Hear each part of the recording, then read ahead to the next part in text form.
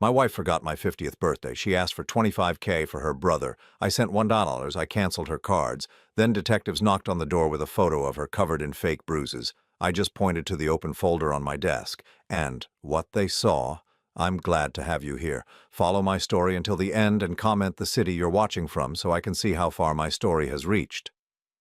My name is George, and I turned 50 on a Tuesday in March. I remember the exact date because it was the day I finally stopped making excuses for my wife. I woke up that morning with the kind of quiet excitement you get when you're expecting something good to happen, not a surprise party or anything elaborate, just acknowledgement. Maybe Angela would have made my favorite coffee or left a card on the kitchen counter or even just said the words "Happy Birthday" when she saw me. Simple things that couples do for each other after 22 years of marriage. Instead, I found her already dressed for work at 6:30 in the morning, rushing around the kitchen like she was late for something urgent.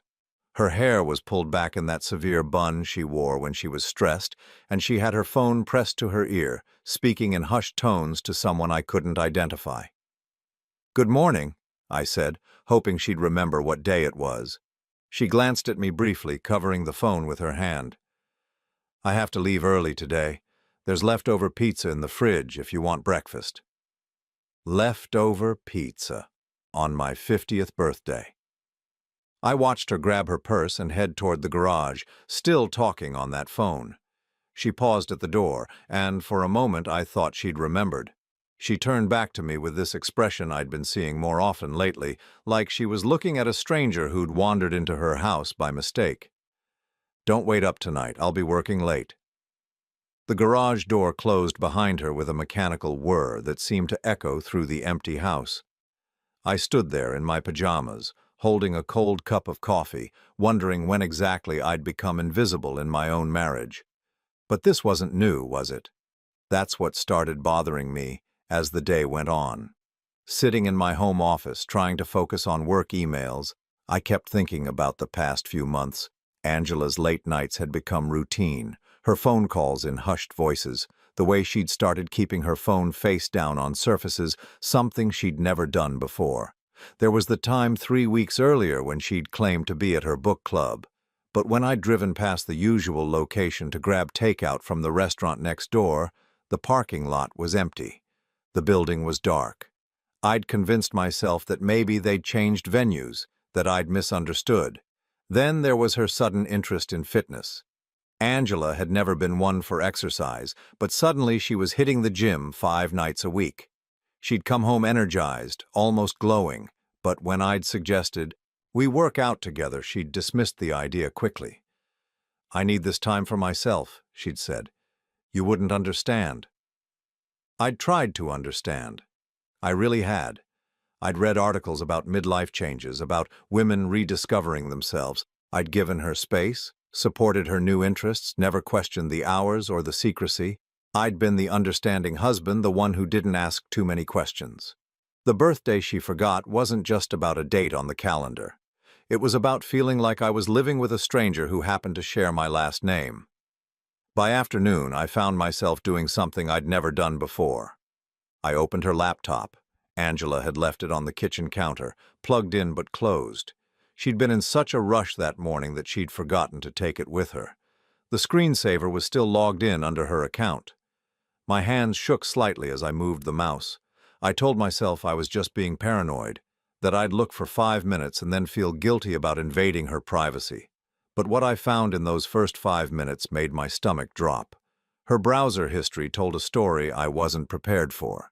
Searches for how to start over at 45, articles about divorce after 20 years, website visits to a local law firm that specialized in family law.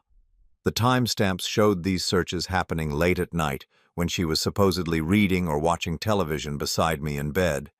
There were other things, too. Email confirmations for restaurant reservations I'd never heard about, receipts for lingerie purchases that I'd never seen her wear, a saved map route to an address across town that meant nothing to me. I closed the laptop and walked away, my heart pounding so hard I could hear it in my ears.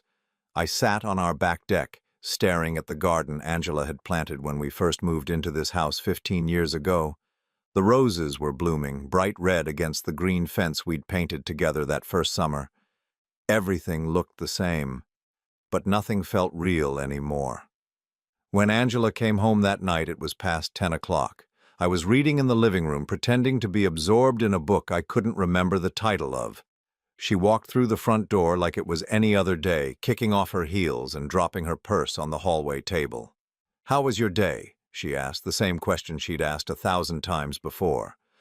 I looked up at her, this woman I'd been married to for over 2 decades, and realized I was seeing her clearly for the first time in months. The way she avoided eye contact when she spoke to me, how her smile never quite reached her eyes anymore. The careful distance she maintained even when we were in the same room. "It was quiet," I said. "Very quiet." She nodded and headed toward the stairs. "I'm exhausted. I'm going to shower and go to bed." I listened to her footsteps on the stairs, the sound of the bathroom door closing, the rush of water through the pipes. Normal sounds of a normal evening in a normal marriage. Except nothing about this was normal anymore. That night, lying in bed beside her, I made a decision. I was done being the naive husband who believed every excuse, every late meeting, every sudden change in behavior. I was done making myself smaller to accommodate her growing distance. Angela might think she was clever, that her plans were invisible to me, but she'd underestimated something important. After 22 years of marriage, I knew her better than she thought, and if she was playing a game, I was going to learn the rules. I wasn't going to confront her, wasn't going to accuse or demand answers. I was going to watch, listen, and document everything, because something told me that my forgotten 50th birthday was just the beginning of a much bigger revelation. The woman sleeping beside me had no idea that her careless morning rush had left her laptop open, her secrets exposed, and her husband finally dangerously awake. 3 weeks after my birthday, Angela came to me with tears in her eyes and a story about her brother Marcus. I was working in my home office when she knocked on the door, something she rarely did anymore. Usually she'd just walk in or call my name from the hallway. The knock itself felt formal, like we were colleagues rather than spouses. "George, I need to talk to you about something important." She sat down in the chair across from my desk, the same chair where we used to discuss vacation plans and home renovations back when we actually talked to each other about real things. Her hands were folded in her lap, and she had that expression she wore when she was about to ask for something significant. "It's about Marcus," she said, her voice catching slightly. "He's in trouble." Marcus. Her younger brother, who lived somewhere in Colorado, doing something with computers. I'd met him exactly twice in our entire marriage, both times at family reunions, where he'd spent most of his time on his phone, barely acknowledging anyone. Angela rarely talked about him, and when she did, it was usually to complain about how irresponsible he was with money. "What kind of trouble?" I asked, though something in her tone already had me on alert. The tears started then, just enough to make her eyes glassy without actually spilling over. "He was in an accident, George, a bad one. He needs surgery, and his insurance won't cover it all. The doctors are saying if he doesn't get this operation soon, he could have permanent damage to his spine." I leaned back in my chair, watching her face carefully. In 22 years of marriage, I'd seen Angela cry maybe a dozen times, and never over her brother. She'd always described their relationship as distant but cordial. When their mother had died 3 years ago, Angela had been more irritated by the logistics of the funeral than emotionally affected. "How much does he need?" I asked. $25,000. She said it quickly, like she wanted to get the number out before I could object. "I know it's a lot, George, but he's family. He doesn't have anyone else to ask." $25,000. The exact amount delivered with practiced precision. I'd been doing my homework since the birthday incident.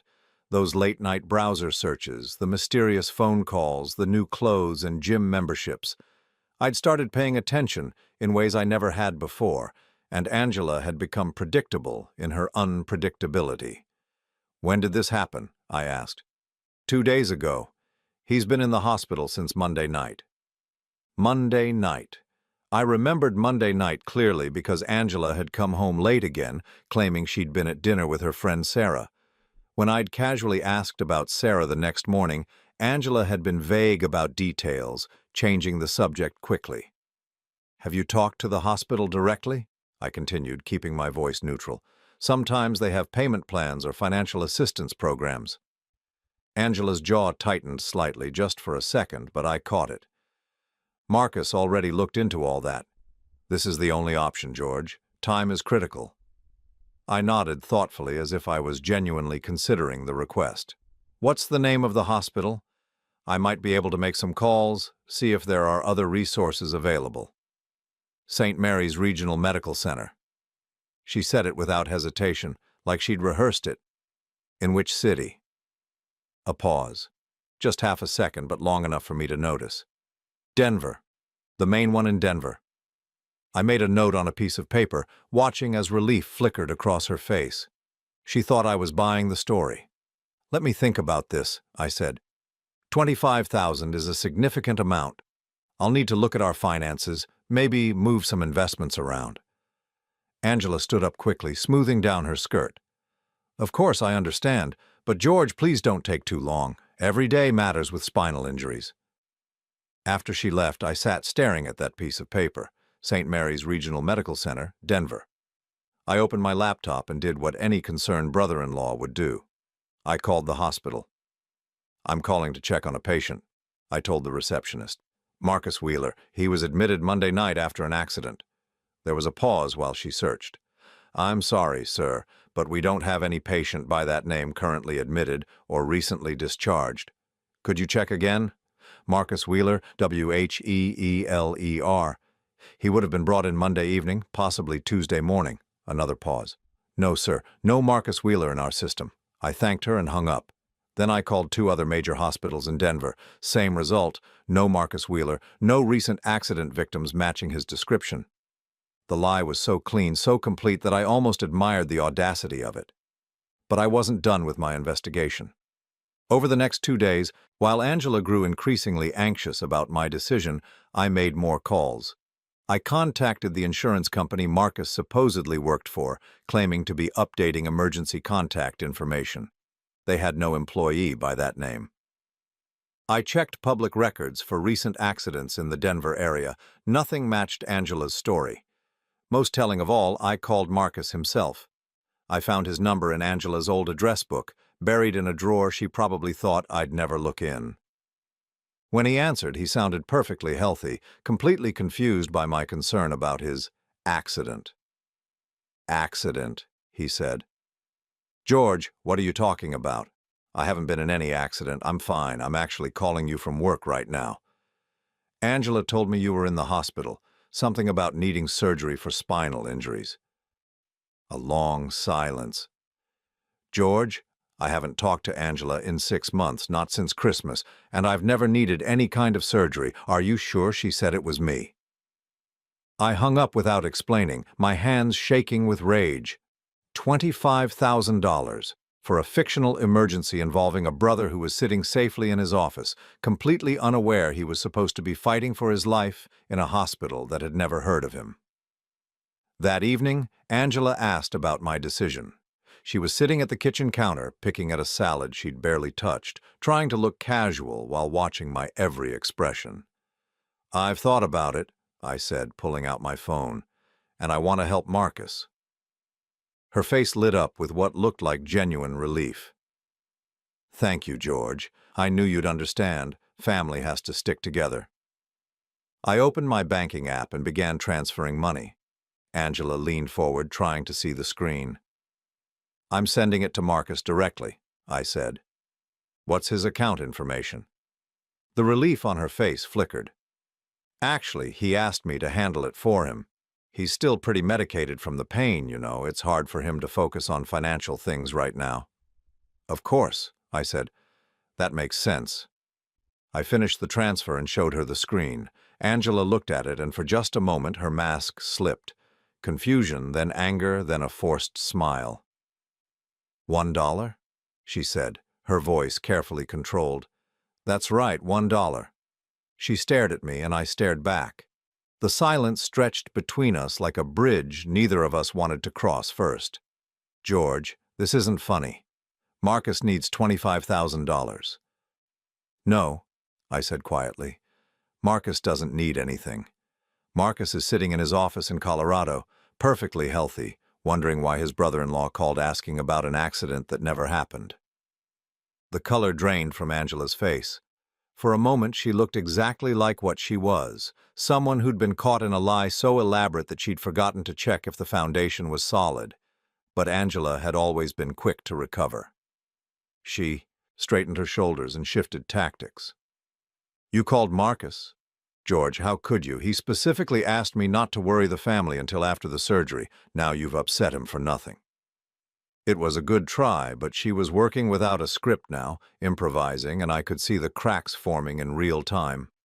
I stood up and walked to the kitchen drawer where we kept important documents. From the back, behind the warranty papers and instruction manuals, I pulled out a folder I'd been building for the past 3 weeks.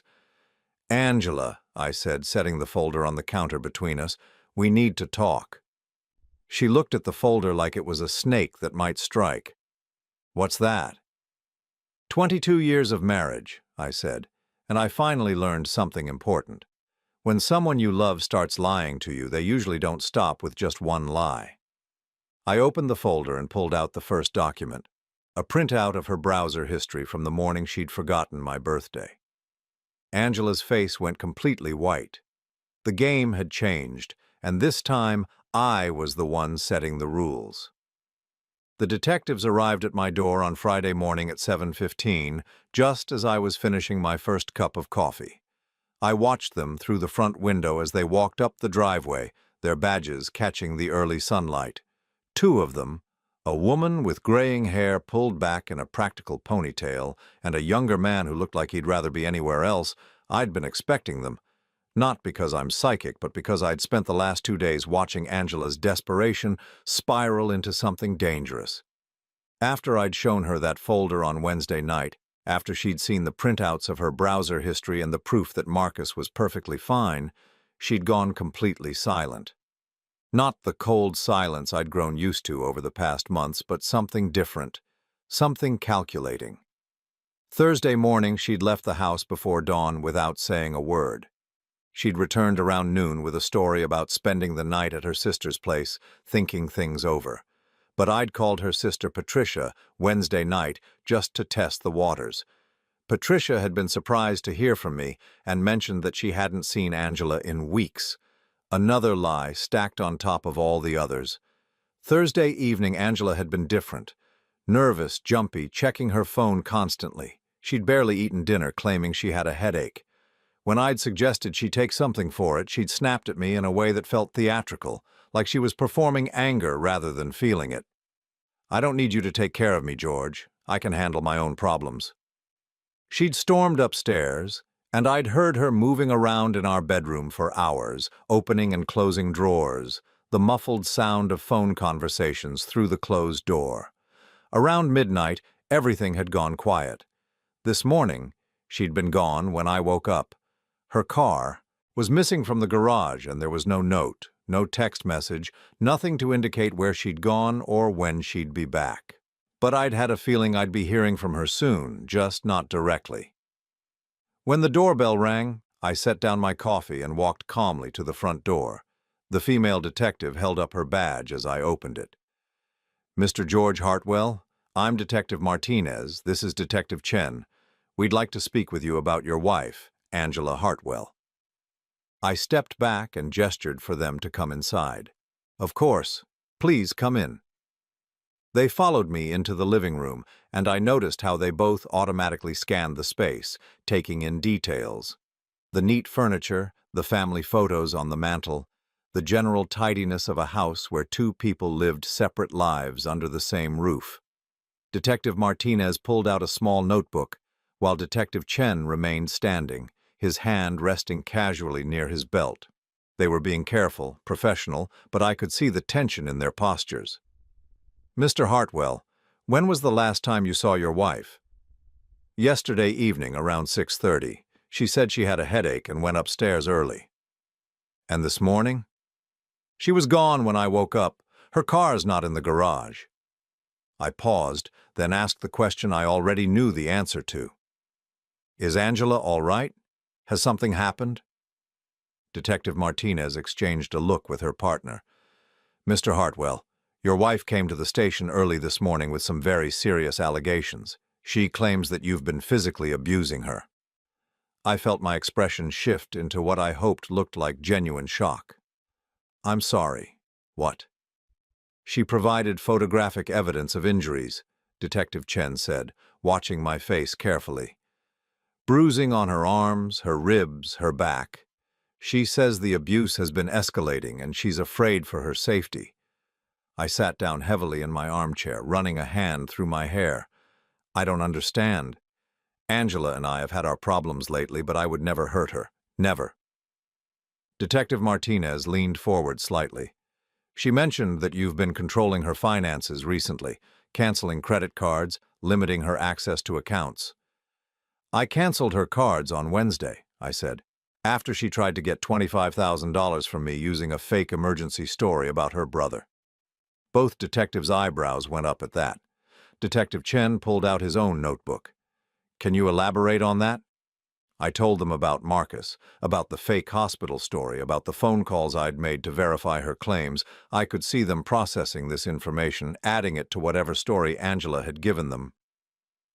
Mr. Hartwell, Detective Martinez said carefully, do you have any documentation of these phone calls you made? Any proof that your wife was lying about her brother's situation? I stood up slowly. Actually, yes, I do.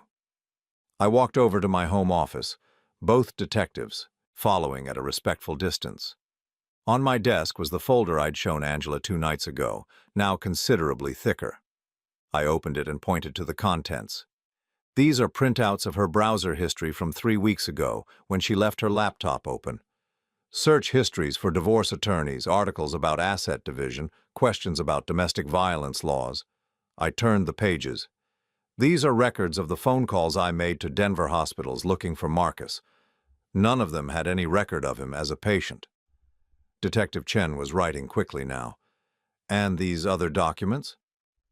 Credit card statements showing purchases she's made over the past 2 months, restaurants I've never been to, charged during times when she claimed to be working late or at book club. I pulled out another section. Email confirmations for hotel reservations, receipts for clothing purchases that she's never worn at home. Detective Martinez was studying the papers carefully. Mr. Hartwell, this suggests your wife may have been having an affair. Yes, I said. I believe she has been. And I think the domestic violence allegations are part of a larger plan to make sure she gets everything she wants in a divorce. I reached into the back of the folder and pulled out the piece of evidence I'd been hoping I'd never have to use. A small digital recorder, the kind people use for meetings or lectures. Wednesday night, after I confronted her about the lies, Angela made several phone calls from our bedroom. The walls in this house are thin, and our bedroom is directly above my office. I held up the recorder. I recorded her side of 3 different conversations. Detective Martinez looked at the recorder like it was a loaded gun. Mr. Hartwell, depending on the laws in your state, recording someone without their consent might not be admissible. I understand that, but I think you should listen anyway. I pressed play. Angela's voice filled the room, clear and distinct through the small speaker. No, it has to look believable. Not too severe, but enough to show a pattern. A pause, then. I already planted the seeds about him being controlling with money. The bruises will support that narrative. Another pause, then. Of course I can make them look real. I researched it. Make up some ice packs, maybe a small amount of actual pressure. Nothing that will cause permanent damage, just enough to photograph well. The recording continued for another minute, Angela's voice calm and calculating as she discussed timing, what story to tell the police, how to make sure I wouldn't be able to defend myself effectively. When it ended, the room was completely silent. Detective Chen looked up from his notebook. Mr. Hartwell, do you have any idea who she was talking to? I pulled out one more document from the folder. Phone records. She's been calling this number regularly for the past 3 months. I pointed to a highlighted number. It belongs to David Morrison. I looked him up online. He's a personal trainer at the gym where Angela claims to have been working out. Detective Martinez was studying the phone records. And you believe Mr. Morrison is involved in this plan? I believe Angela is having an affair with him, and I believe he's been helping her plan this entire scenario. The fake emergency with Marcus was probably meant to give them enough money to disappear together. When that didn't work, they moved to plan B. I walked back over to the folder and pulled out the final piece of evidence, printed screenshots from social media that I'd spent hours tracking down. David Morrison's Instagram account. If you look at the timestamps on these posts, you'll see that he's been at the same locations as Angela on multiple occasions when she claimed to be working late or at book club. I spread out several photos. This one was taken at a restaurant downtown last Tuesday. Angela told me she was working on a big project that night. Detective Chen was examining the photos closely. These could be coincidence. Maybe. But look at this one. I pointed to a photo of David at what appeared to be a hotel pool. This was posted 3 weeks ago. Same day Angela claimed she was at an all-day seminar for work, and if you look carefully at the reflection in his sunglasses, you can see someone taking the photo. Someone with long blonde hair wearing a red dress that I've seen in Angela's closet. Both detectives were silent for a long moment, studying all the evidence spread across my desk. I could see them reassessing everything, recalculating the story they'd come here to investigate. Finally, Detective Martinez closed her notebook. Mr. Hartwell, we're going to need to take this evidence with us. We'll also need you to come down to the station to give a formal statement. Of course. And Mr. Hartwell? Detective Chen looked up from the folder. The bruises on your wife's body, in the photographs she provided to us this morning, they're extensive. If what you're suggesting is true, she would have had to inflict significant pain on herself to create them. I thought about the woman who had spent months planning elaborate lies, who had researched divorce laws and domestic violence procedures, who had created an entirely fictional emergency involving her own brother just to steal $25,000 from the man who loved her. Detective, I said quietly, I think you're underestimating what Angela is willing to do to get what she wants. As we prepared to leave for the police station, I took one last look around my home office. The folder that had started as a way to understand my wife's strange behavior had become the evidence that would expose her as someone I'd never really known at all. Angela had made one critical mistake in her planning. She'd assumed I was still the naive, trusting husband who would never question her stories, never dig deeper than the surface of her lies. But that husband had died on his 50th birthday when his wife forgot he existed.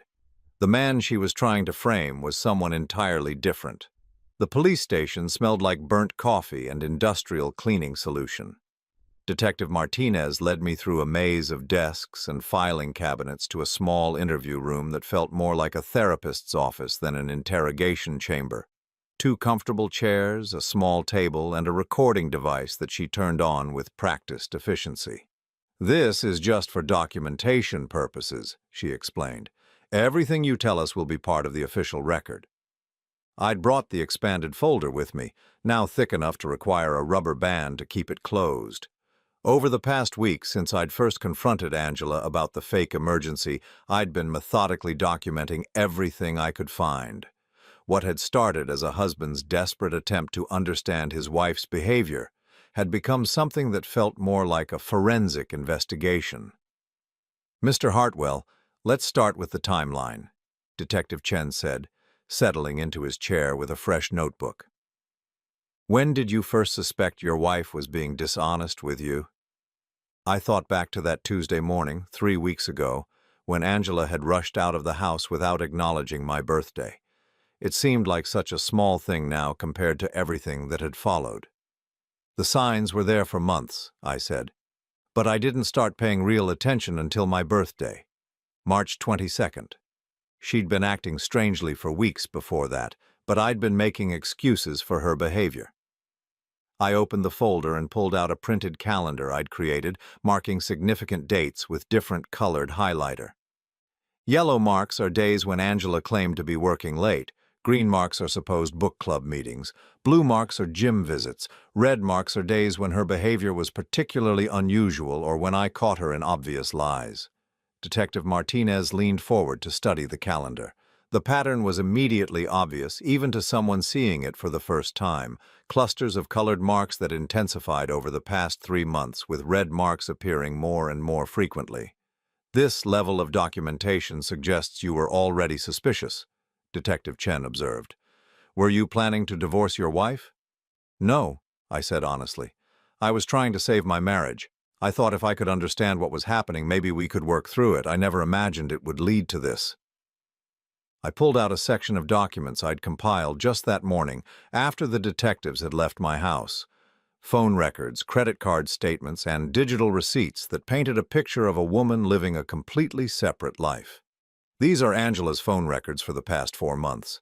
This number here, I pointed to David Morrison's highlighted contact, appears over 300 times. Text, messages, phone calls, sometimes lasting hours. Detective Martinez was taking notes rapidly. Did you ever confront your wife about this David Morrison? Not directly, but I did some research on him. I pulled out printouts from various social media accounts and professional websites. David Morrison, 28 years old, personal trainer at Elite Fitness Center, divorced last year. According to his Instagram posts, he's been living well above what a personal trainer's salary should support. I spread out several photos that showed David at expensive restaurants wearing designer clothes, driving a car that cost more than most people make in a year. This is from 2 months ago, I said, pointing to a particular photo. David posted this picture of himself at Morton's Steakhouse downtown. The meal he's eating costs approximately $150 per person. On the same day, Angela's credit card was charged $198 at Morton's. Detective Chen looked up from his notes. You're suggesting your wife was funding this man's lifestyle? I'm suggesting more than that. I pulled out the most damaging evidence I'd found. Angela's been systematically moving money from our joint accounts into a separate account I didn't know existed. Small amounts at first, but increasing over time. The bank statements I'd obtained that morning told a clear story. Over the past 6 months, Angela had transferred a total of $47,000 from our joint savings and checking accounts into an account listed under her maiden name. $47,000, Detective Martinez repeated. Did your wife have legitimate access to these accounts? Yes, we've always had joint accounts. I never questioned her spending before because I trusted her. I felt the bitter irony of those words. But look at the pattern of withdrawals. They correspond exactly with David Morrison's expensive purchases, his car payments, even his rent. I'd spent hours the night before cross-referencing Angela's withdrawals with David's social media posts and public records. The correlation was undeniable. Mr. Hartwell, Detective Chen said carefully, this suggests premeditation. If your wife has been planning this for months, the domestic violence allegations become much more serious. There's more. I pulled out a section of documents I'd hoped I wouldn't have to share. Angela's been researching more than just divorce law. The printouts showed browser histories that went far beyond simple asset division questions. Angela had been studying domestic violence statutes, researching how much evidence was typically required for restraining orders, reading articles about how abuse victims were treated by law enforcement. She researched everything, I continued. How to document injuries, what kind of medical records would be most convincing, even how to make bruises appear more severe in photographs. Detective Martinez looked genuinely disturbed. Mr. Hartwell, you're describing someone who planned to frame you for domestic violence as part of a divorce strategy. I think it was more than that. I pulled out the final piece of evidence, the one that had made me realize just how elaborate Angela's plan really was. I found this hidden in her laptop, buried in a folder labeled Book Club Notes. It was a document that Angela had titled Timeline, but which read more like a criminal's planning notes. The file was 8 pages long and detailed every aspect of what she was calling the transition. I read aloud from the document. Month 1. Establish pattern of George becoming controlling and suspicious. Document his questioning of my activities. Month 2. Create financial pressure that he will resist. establishing foundation for economic abuse claims. Detective Chen was writing furiously as I continued reading. Month 3. Begin documenting alleged abuse. Create photographic evidence. Establish timeline of escalation that will support need for immediate protection order. The document outlined everything Angela had done over the past months and everything she was planning to do. The fake emergency with Marcus, the deliberate lies about working late that she knew I would eventually discover, even the way she'd left her laptop open that first morning, knowing I would find her browser history. She wanted me to find out about the affair, I realized aloud. Not because she wanted to be honest, but because she needed me to react. She needed evidence of me becoming suspicious and controlling. Detective Martinez looked up from the document. And the domestic violence allegations? I turned to the final page of Angela's timeline. Phase 4. Implement physical evidence protocol. Document injuries consistent with ongoing abuse pattern, contact law enforcement, and initiate protective proceedings. The clinical language was chilling. Angela had written about bruising her own body, the same way someone might write about a grocery shopping list. There are detailed notes about how to create convincing injuries, I continued, what household items to use, how to photograph them for maximum impact, even research about healing times, and how to make fresh bruises appear older. Detective Chen set down his pen and leaned back in his chair. Mr. Hartwell, if this document is authentic, your wife has essentially confessed to conspiracy to commit fraud, filing false police reports, and potentially perjury. There's one more thing, I said. I pulled out the audio recordings I'd made, but also a second device I'd found hidden in our bedroom. Angela has been recording our conversations for weeks. I found this device taped under our kitchen table. The small recording device was professional quality, the kind used for surveillance. When I'd discovered it 2 days ago, it had contained hours of audio files of our daily conversations, edited and compiled in a way that made me sound controlling, possessive, and prone to anger.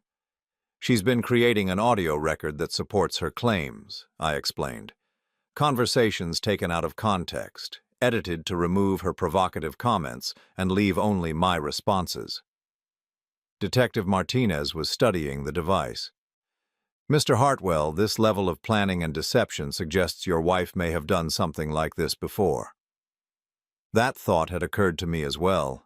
I'd started researching Angela's past relationships, the ones from before we'd met. It was difficult to find information, but what I'd discovered was troubling. Angela was married once before, when she was 22. Brief marriage that ended in a contentious divorce. Her first husband claimed she'd falsely accused him of financial impropriety. I pulled out public records I'd obtained. The charges were eventually dropped, but the divorce settlement was heavily in Angela's favor. The room fell silent as the implications of this information settled in. She's done this before, Detective Chen said. It wasn't a question. I think Angela has been perfecting this strategy for years, learning what works, what doesn't, how to be more convincing each time. I looked at the folder spread across the table, all the evidence of a woman I'd thought I knew but who had been living as a complete stranger under my roof. The woman who came to you this morning with bruises and tears, claiming to be a victim of domestic violence, that's not my wife. That's a performance she's been rehearsing for months. Detective Martinez gathered the documents together. Mr. Hartwell, we're going to need to bring your wife back in for additional questioning. Based on what you've shown us, we have grounds to investigate her for filing a false police report at minimum. What happens now? I asked. Now we verify everything you've told us. We'll contact the hospitals, check your phone records, interview David Morrison. Detective Chen stood up. And we'll take a much closer look at those photographs your wife provided this morning. As we prepared to leave the interview room, Detective Martinez turned to me with a question that had probably been bothering her since she'd first seen my folder. Mr. Hartwell, why didn't you confront your wife directly when you first discovered the affair? Most people would have demanded answers, threatened divorce. Instead, you spent weeks documenting everything in secret. I thought about that for a moment. Because I knew Angela well enough to understand that she was planning something, I just didn't know what. If I'd confronted her too early, she would have adjusted her strategy. I needed to see the whole plan before I could defend myself against it. The irony wasn't lost on me. In trying to destroy me, Angela had taught me exactly how dangerous she really was. And in trying to be thorough, she'd documented her own crimes so completely that she'd made my defense effortless. Walking out of the police station that afternoon, I realized that the woman I'd been married to for 22 years had never actually existed. The real Angela was someone far more calculating, far more cruel, and far more capable of destruction than I'd ever imagined. But she'd made one critical error in her planning. She'd underestimated the man she was trying to frame. The confrontation happened in the same police station interview room where I'd spent the afternoon laying out the evidence of Angela's deception. Detective Martinez had called me at home around 6 o'clock that evening, asking if I could come back in. They'd brought Angela in for additional questioning, and things had taken an unexpected turn. "She's asking to speak with you," Detective Martinez explained as we walked through the station corridors. "We've presented her with the evidence you provided, and she's claiming there are things we don't understand about your relationship." I wasn't surprised. Angela had always been skilled at shifting narratives when her original story started to fall apart. What surprised me was that she thought this strategy would still work now that her entire elaborate plan had been exposed. "Has she been arrested?" I asked. "Not yet. We're still investigating, but the evidence you provided raises serious questions about the validity of her domestic violence claims." Detective Chen joined us as we approached the interview room. "She's been very insistent that you're manipulating the situation somehow." Through the small window in the door, I could see Angela sitting at the same table where I'd spread out my folder hours earlier. But this wasn't the composed, calculating woman who had tried to steal $25,000 from me just days ago. Her hair was disheveled, her makeup smeared, and she was clutching a tissue like it was a lifeline. When I entered the room, her head snapped up, and for just a moment I saw something in her eyes I'd never seen before. Fear, real, genuine fear that she might not be able to talk her way out of this situation. "George," she said, her voice breaking slightly, "thank God you're here. These people don't understand what's been happening between us." I sat down across from her. The same position we'd been in just days ago when she'd told me about Marcus's fake emergency. But this time, the detectives remained in the room, and there was a recording device on the table between us. "Angela," I said calmly, "they showed me the photographs of your injuries. They look very painful." She nodded eagerly, seeing this as validation. "They are painful, George. You don't know how hard this has been for me. Living in fear, not knowing when you might lose control again." Detective Martinez leaned forward. "Mrs. Hartwell, your husband has provided us with evidence that suggests these injuries may have been self-inflicted." Angela's face went pale, but she recovered quickly. "That's ridiculous. George has always been manipulative, but I never thought he'd go this far." She turned to me with what looked like genuine anguish. "How could you make them think I would hurt myself? How could you be so cruel?" It was a masterful performance, even now. If I hadn't spent weeks documenting her lies, if I hadn't seen the timeline document where she'd planned this exact scenario, I might have been tempted to doubt my own conclusions. "Angela," I said quietly, "they found your planning document, the one where you outlined everything you were going to do, including how to create convincing photographic evidence of abuse." She blinked rapidly, and I watched her mind racing, trying to figure out how to explain away something so damning. "I don't know what you're talking about," she said finally.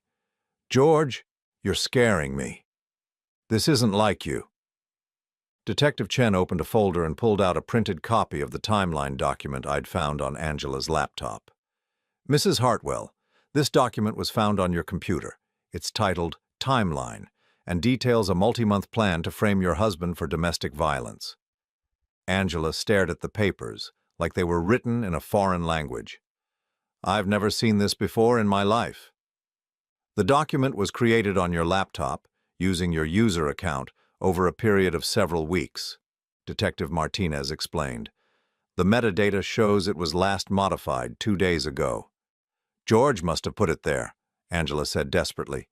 He's been using my computer, going through my things. He's trying to frame me because he knows I found out about his controlling behavior. I felt something inside me shift as I listened to her lie so effortlessly, even when confronted with irrefutable evidence. This wasn't desperation anymore. This was pathological.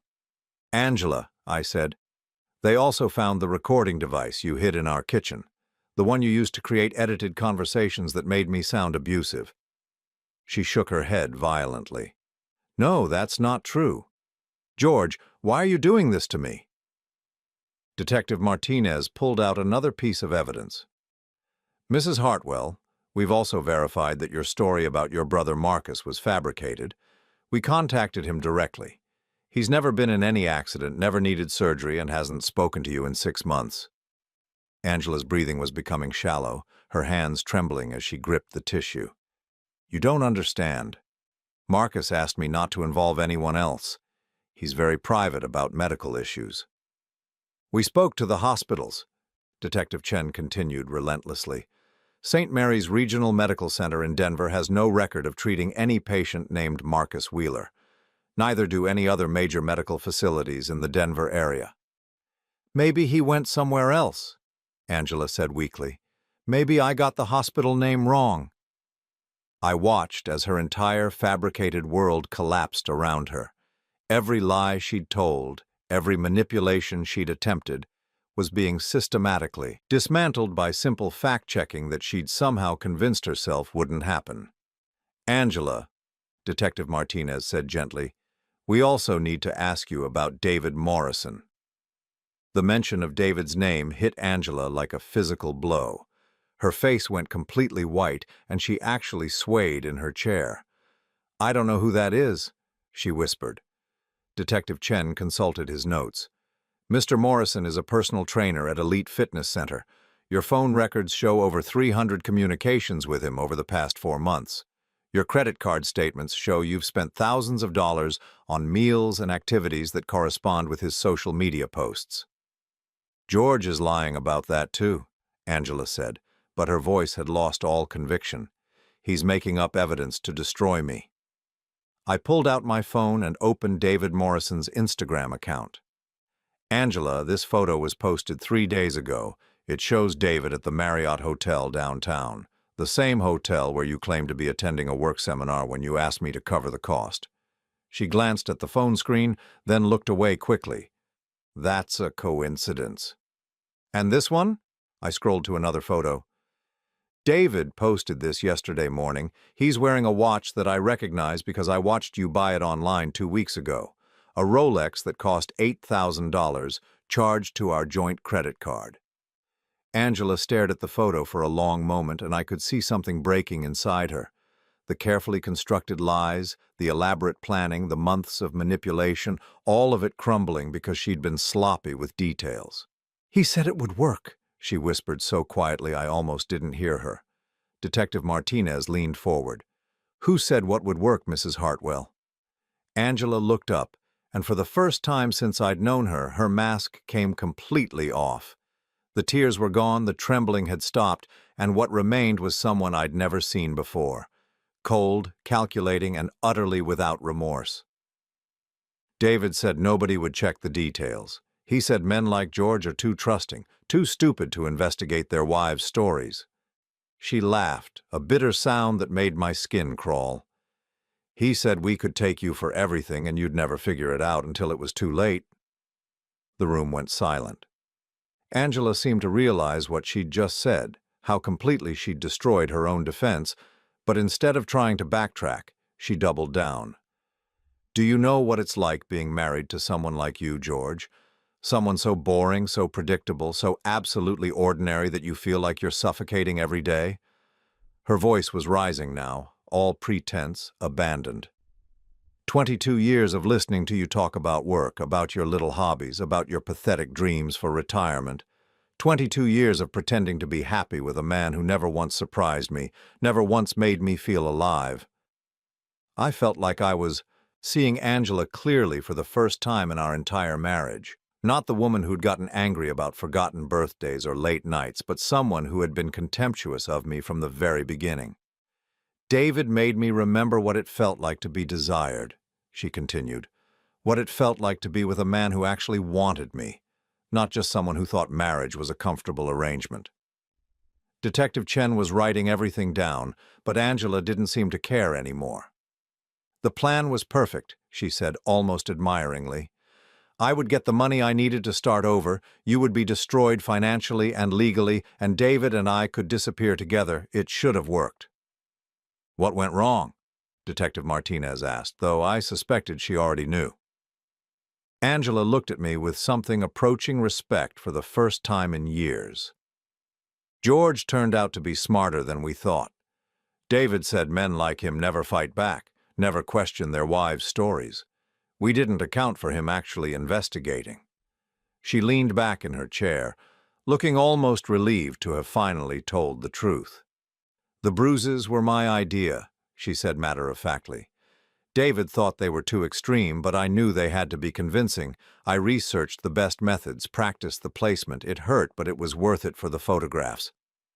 Detective Martinez was staring at Angela like she was looking at something inhuman.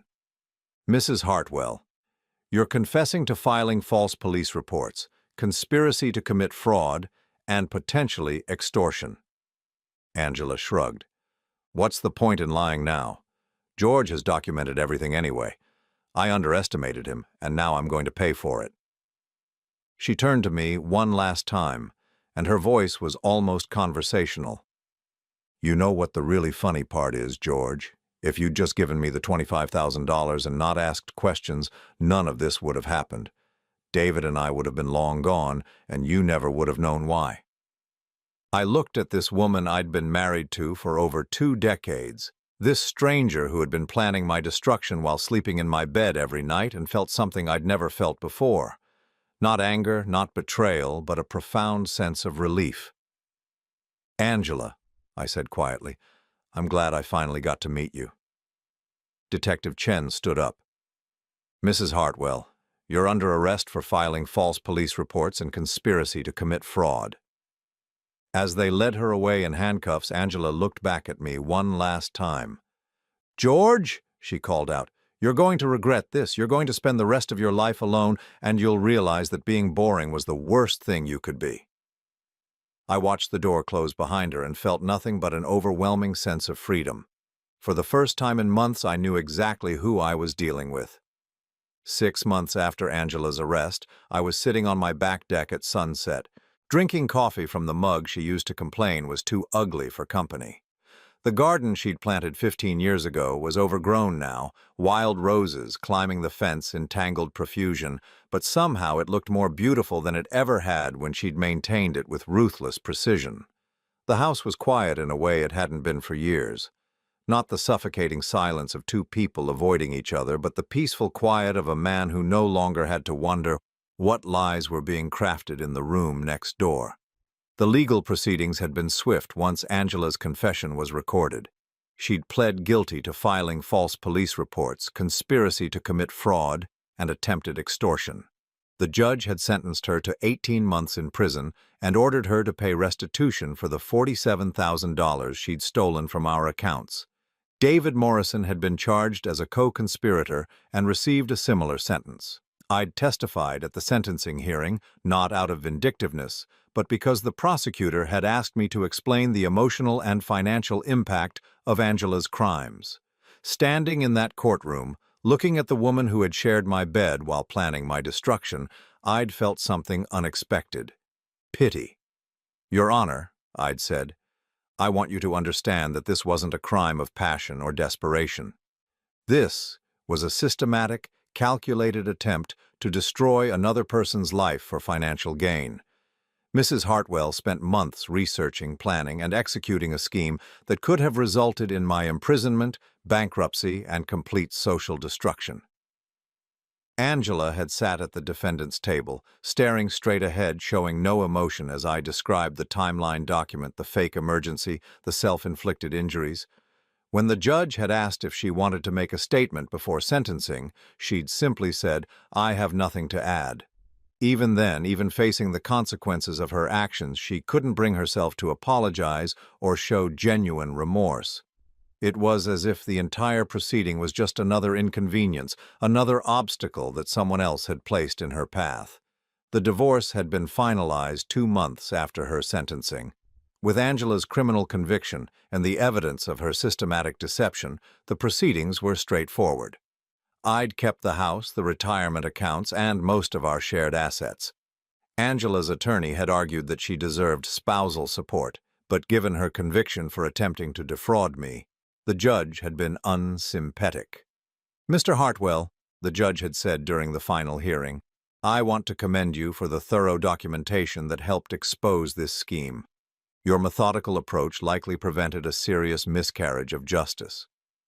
I'd nodded, but what I'd thought was, if I hadn't been so trusting for so long, I might have seen who Angela really was years earlier. The strangest part of the whole experience had been discovering how many people had suspected something was wrong but hadn't known how to tell me. My neighbor, Mrs. Chen, had mentioned seeing unfamiliar cars in my driveway when I was supposedly at work. My brother had asked if everything was okay at home because Angela had seemed different at family gatherings over the past year. "She was always polite," he'd told me after the trial, "but there was something cold about it, like she was acting the part of your wife instead of actually being your wife." Looking back, I realized that Angela's performance had been slipping for months before I'd finally started paying attention. The signs had been there for anyone who cared to look, but I'd been so invested in believing our marriage was solid that I'd ignored evidence that was right in front of me. The hardest part hadn't been the betrayal itself, but accepting how completely I'd misunderstood the woman I'd lived with for over 2 decades. Every memory from our marriage was now suspect. Had she ever actually loved me? Or had I always been just a means to an end? Had there been other schemes, other lies that I'd never discovered? I'd found a therapist, Dr. Sarah Williams, who specialized in helping people recover from manipulative relationships.